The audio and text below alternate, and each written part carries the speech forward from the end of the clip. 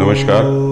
एक बार फिर से अप्रैल महीने का राशिफल लेके मैं फिर हाजिर हूं आपकी सेवा में।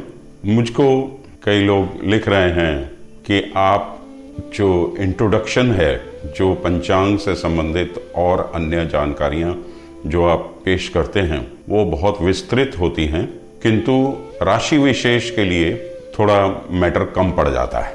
देखिए, 12 राशियां हैं और हर राशि का अलग अलग भाग्य का विधान है जो कि ग्रह चल पे निर्धारित होता है। बोलने को तो बहुत कुछ बोला जा सकता है, किंतु हर कोई अपनी कार्मिक गति पे चलते हुए अपने ही डेस्टिनी उसको ड्राइव करती है, जो कि जीवन में अच्छे और बुरे दौर से गुजरते हुए उतार और चढ़ाव महसूस करता है। अब ग्रह गोचर, 12 राशियां और इतनी बड़ी दुनिया, इसका भी कुछ ना कुछ मायने है।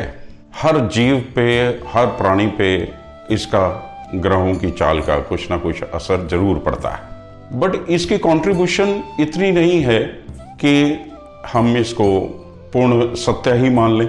इसकी कंट्रीब्यूशन हमारी डेस्टिनी में या हर इंडिविजुअल के लिए गोचर का इफेक्ट आप कह सकते हैं कि रुपए में 25 पैसे है, मतलब कि 25%। 75% तो हम अपने पंचांग, जो कि हमारा जन्म पंचांग है, जो हमारी जन्म कुंडली है, उसमें जो दशाएं महादशाएं हमारी चल रही हैं उन्हीं पे ही हम निर्धारित रहते हैं।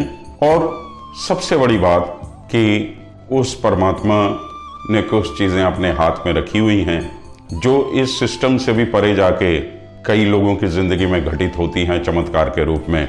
वो पैरेलल एक अलग दुनिया चलती रहती है। अब मैं वर्तमान में आ जाता हूं।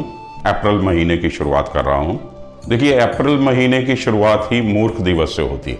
कितनी विचित्र विडंबना है कि हमारी मान्यताओं में अप्रैल हमारा सबसे महत्वपूर्ण महीनों में से एक है और इसको शुरुआत में ही फूल्स डे या अप्रैल फूल के नाम से 1 अप्रैल को अंग्रेज लोग मनाते हैं। इसका साफ सा मतलब है कि अंग्रेज इसको कब से मना रहे हैं इसका तो कोई व्याख्यान कहीं पे मिलता नहीं है, किंतु वर्तमान में ये ट्रेंड जब से हमने खुद ने होश संभाला है तो 1 अप्रैल को ये फूल्स डे के रूप में मनाते चले आ रहे हैं। ये साबित क्या करना चाहते हैं?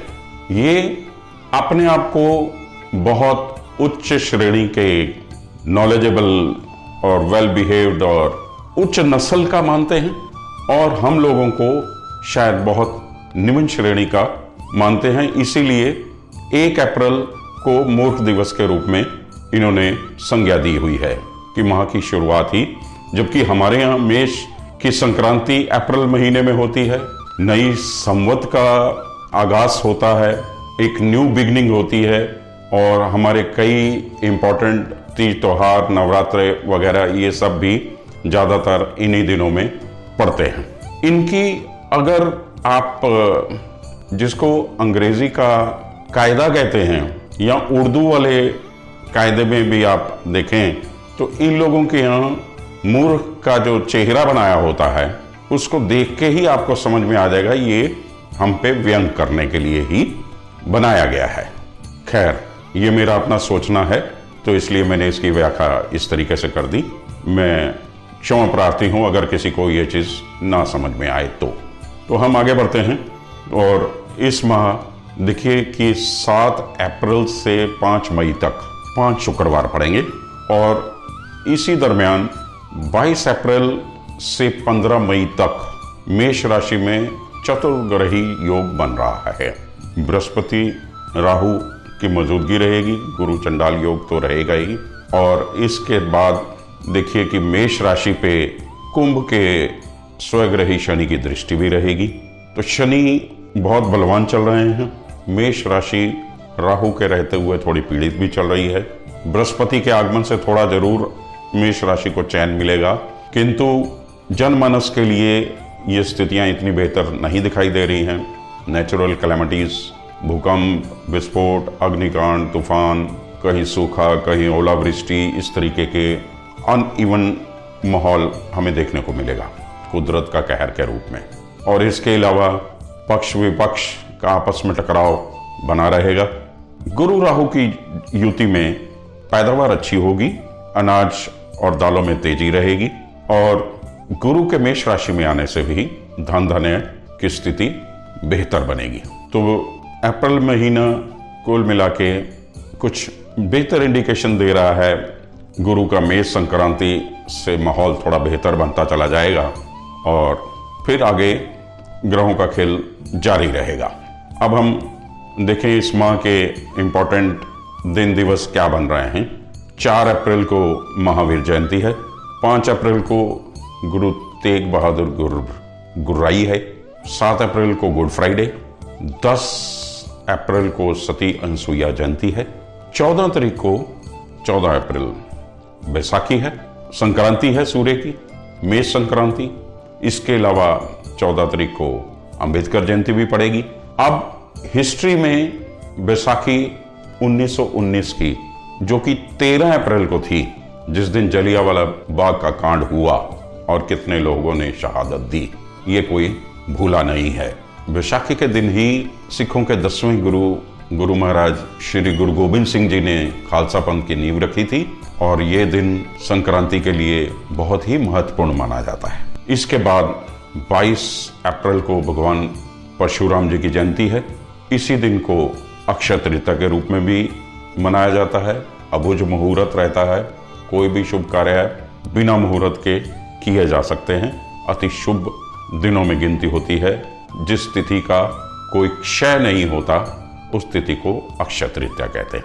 फिर 25 तारीख को शंकराचार्य जयंती है।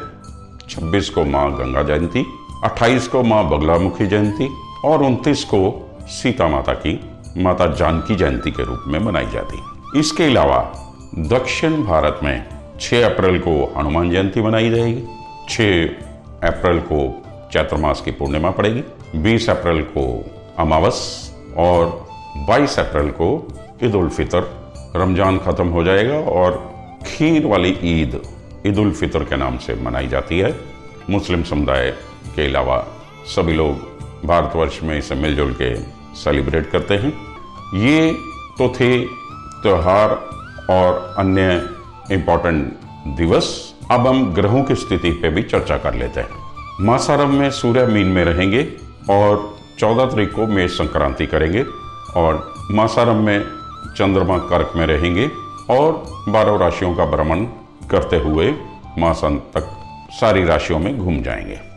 मंगल जो कि बहुत लंबे समय तक वृषभ राशि में रहे, वो पिछले महीने मिथुन राशि में चले गए, तो ये महीना पूरा मिथुन में ही रहेंगे। बुध 31/3 को मेष राशि में आ चुके और मेष राशि में ही रहेंगे और 21 अप्रैल को वक्री हो जाएंगे।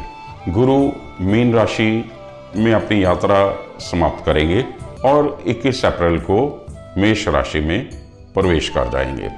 शुक्र मेष राशि में ही रहेंगे और वृषभ राशि में 6 अप्रैल को चले जाएंगे।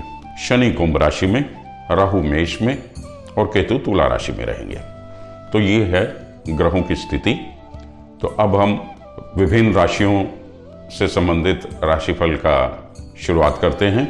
मकर राशि।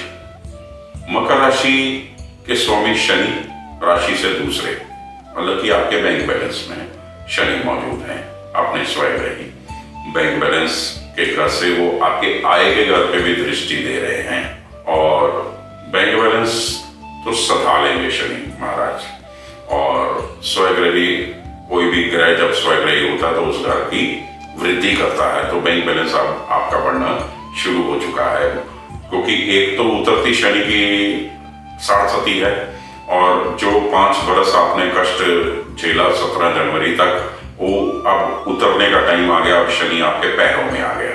एक न्यू बिगिनिंग आपकी शुरुआत हो चुकी है इस नए साल में, और इस न्यू बिगिनिंग में कुछ नया घटित होने जा रहा है। आय के स्रोत भी नए खुलेंगे। और इसके अलावा अष्टमेश सूर्य तीसरे घर में बृहस्पति के साथ ठीक है, अच्छे फल मिल रहे हैं, किंतु सूर्य जब संक्रांति के दिन 14 तारीख को चौथे घर में जाएगा, फिर चौथे घर में राहु वहां से पहले से विराजमान है, बुध भी विराजमान है, तो आपको सुस्त कर देगा, आपकी आलस्य बढ़ जाएगा। आलस्य आपका दुश्मन है और आपको इसको त्यागना होगा।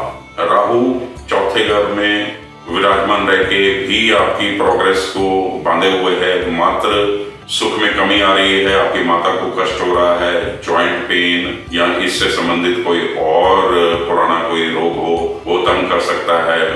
तो राहु की स्थिति भी बेहतर चौथे घर में नहीं मानी जा सकती है। हाँ, संतान पक्ष से आपको बहुत बेहतर रिजल्ट मिलने जा रहे हैं, और विद्यार्थियों के लिए भी समय बहुत उत्तम है, कलाकार लोगों के लिए भी समय बहुत उत्तम है, गायक वगैरह जो और कला के क्षेत्र हैं जितने, इवन की कंप्यूटर से भी जुड़े हुए जो विद्यार्थी हैं, उनके लिए भी समय बहुत उत्तम होने जा रहा है। शुक्र जब 6 तारीख को वृषभ राशि में प्रवेश कर जाएंगे, बहुत बेहतरीन फलों की प्राप्ति होगी। शुक्र आपके एक योग कारक ग्रह हैं, और छठे भाव में मंगल आपको शत्रुजीत बनाए हुए है, आप में ऊर्जा का संचार कर रहा है, और आपको प्रेरित कर रहा है मंगल कि हिम्मत करो, एफर्ट करो, तो मैं तुम्हें अच्छे फल दूंगा, क्योंकि आय स्थान के स्वामी है मंगल, वो आपको प्रेरणा दे रहे हैं। तो आगे बढ़िए और पुरुषार्थ दिखाइए और आलस्य को त्यागिए, तो आपको बहुत अच्छे फलों की प्राप्ति होने जा रही है इस मास विशेष में। हाँ, प्रोग्रेस हमारी हमेशा बाधित होती है जब चंद्रमा हमारे अष्टम में पहुंचता है। 2, 3, 4 और 30 तारीख, इस माह के 4 दिन चंद्र हमारे अष्टम में रहेंगे। अब चंद्र अष्टम की स्थिति में चंद्रमा पे राहु की भी दृष्टि रहेगी, बृहस्पति की भी दृष्टि रहेगी, तो इस स्थिति में आपको लीवर संबंधित परेशानियां भी हो सकती हैं, कुछ आपको खान पान में इंडाइजेशन वगैरह ये सब भी तंग कर सकता है। तो आपको विशेष रूप से भगवान विष्णु की आराधना करनी होगी। भगवान विष्णु आपको अरिष्टों से बचाएं। हल्दी और केसर का तिलक लगाएं, उसमें चंदन भी आप लगा लें तो सोने पे सुहागा है कि राहु भी शांत हो जाएगा। तो चंदन का तिलक लगाने से राहु की भी शांति होती है। तो आप भगवान विष्णु की आराधना करें, और बृहस्पतिवार के दिन बृहस्पति से संबंधित चीजें दान करें, गाय को चने की दाल खिलाएं, पीले फल के पके हुए केले वगैरह दान करें, तो आपको उत्तम फलों की प्राप्ति होगी। पीले लड्डू भी आप दान स्वरूप बांट सकते हैं, अच्छे फल प्राप्त